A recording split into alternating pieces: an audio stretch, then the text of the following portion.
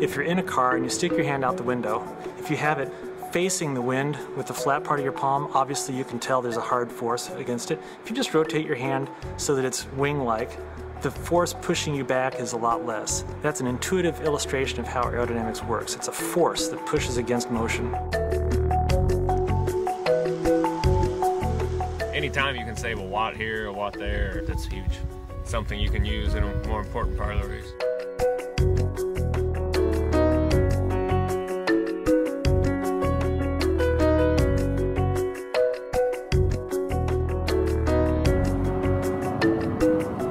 The S2 and the S3 kind of established and really pioneered the aero road bike segment, and so people use it as a real race bike, and that's what they expect of us. So we're going to go and actually do some comparative testing on those and just see how far ahead the current bikes are and the next generation of our own aero bikes will be.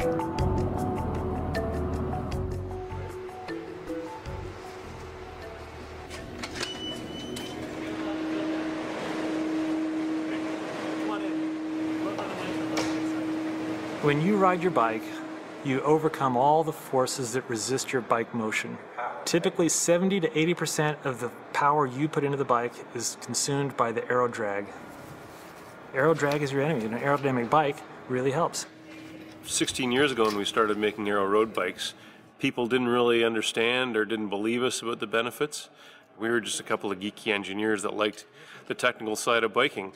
But over the last 16 years, I think we've seen that validated. I suspect that a lot of people don't believe aerodynamics because they don't know the numbers, they don't know what the numbers mean. People know about weight, which is due to gravity. It's a vertical force downward. So when you climb a hill, say, lighter weight bikes are easier up a hill, all else equal. There is no little plastic box with a battery that tells you the aero drag. So it's less intuitive. The wind tunnel is like a scale for weight. It's a scale for drag. And you can bring all the prototypes and all the stuff you've bought to the wind tunnel, and the wind tunnel will rank them. Leave the wheel behind, take the fork up. Oh yeah, the wind tunnel is really cool. You get to try all these neat things you've been wondering about for months. It's like a playground. It's like a sandbox for older guys. Alright, let's give it lots of, that's really fun.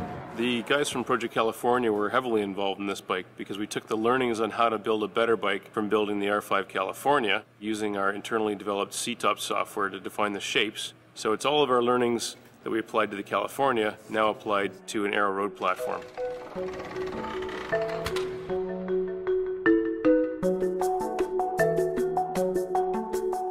The S5 is first and foremost a genuine road bike.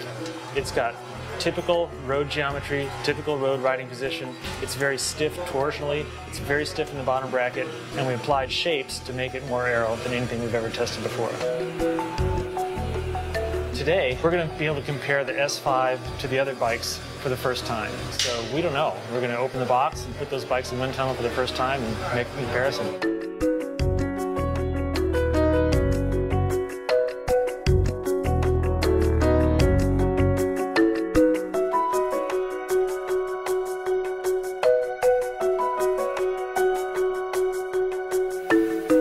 Learned that if you ride a 100-kilometer ride and your twin, identical person, rides side by side with you on the same ride and you're on two different bikes, one of them is the Cervelo S5 and one of them is the Cervelo S3.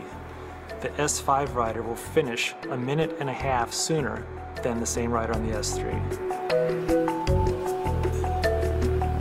You're looking at something like 30 watts of improvement on an S5 versus a standard road bike. That's massive. I mean, I train all season to get 30 watts better. Yeah, the dummy's famous. Dave Zabriskie, we scanned his body and we CNC'd a foam model of Dave Zabriskie. We call him DZ. Oh, is that my little foam dummy? I wish that was real. And it could race for me. I wish it could race for me. Actually mimics what the actual rider's on it. It's stable, as opposed to Dave physically not so stable. But Foam Dave's stable and easy to work with. Aerodynamically, if you're saving a couple watts per kilometer, that adds up over the entire day to a lot. And that's something you can use in a more important part of the race. It's amazing, like when we did the testing, Yeah. it was like, holy crap, this thing is fast. What it comes down to is efficiency over time. The last climb for us is the most important, but really what happens all day before that is what makes that last climb successful or unsuccessful.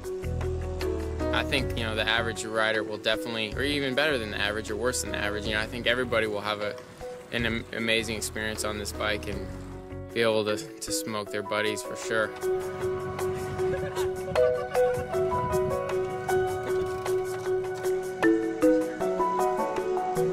For someone like me, I'm not a sprinter, so if I'm in a breakaway or if I'm trying to bridge a gap, like being more of a domestique and covering moves and stuff, yeah, it's pretty important to be able to have that extra bit more to take you there. So from a pro standpoint, yeah, it gives you an advantage when you're in the break or going off the front, but it gives you an advantage all the way through the day until you decide to make that jump.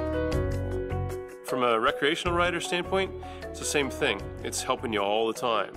So when you're out on those rides, it's more comfortable because you're not on the limit the whole time, and when it goes, you got a much better chance of being able to jump and stay with the guys. I guess there's about 5 key features that really drive the performance on this bike. The first is the drop-down tube. The main benefit of the drop-down tube is that it smooths the airflow from the fork onto the down tube, filling in the turbulent gap that's normally behind the fork crown.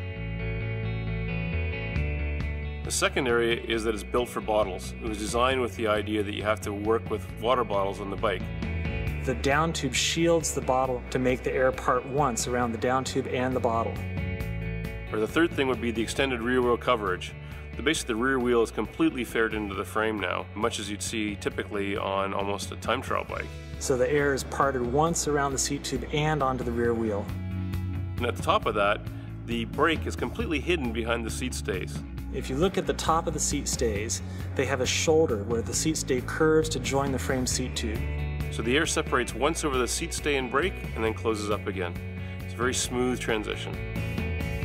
And finally, it's all built on the BB Right platform. So it's asymmetric, stiffer, and lighter, so you get a much stiffer pedaling platform. It beats the S3 hands down. And the S3 beat every other bike for years hands down.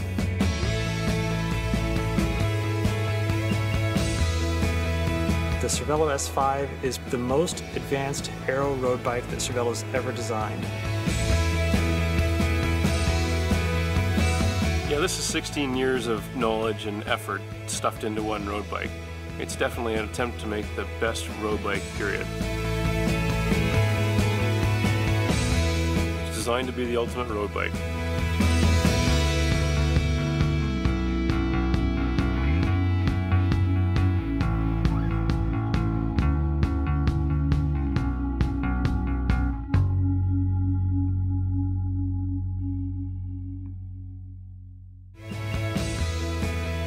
The Cervelo S5 is the most advanced aero road bike that Cervelo's ever designed.